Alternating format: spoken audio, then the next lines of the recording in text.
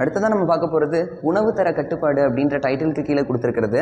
So 1954ஆம் ஆண்டு இந்திய அரசாங்கம் உணவு கலப்பட தடுப்பு சட்டம் அப்படின்றத ஏற்றுறாங்க. அதுக்கடுத்ததான் 55ல் உணவு கலப்பட தடுப்பு விதிகள் போடுறாங்க. இதெல்லாம் எதுக்காக அப்படின்னா நுகர்வோர் நம்மளோட நலன் கருதி தான், வேறு ஒன்றும் இல்லை.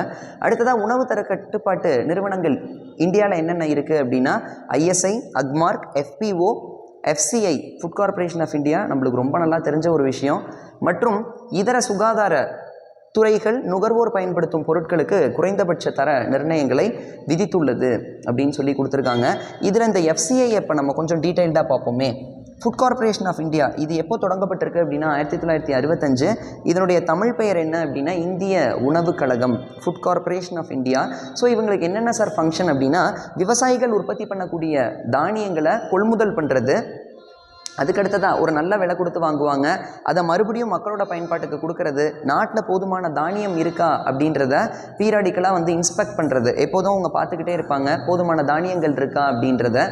அதே போல் ஒரு பஞ்சகாலம் திடீர்னு வர சூழ்நிலை இருக்குது அப்படின்னாக்கா கூட திடீர் பஞ்சங்கள் வந்தாலும் நம்மள்கிட்ட இருக்கிற தானியங்கள் போதுமா அப்படின்றத எப்போதுமே இவங்க இன்ஸ்பெக்ட் பண்ணிக்கிட்டே இருப்பாங்க.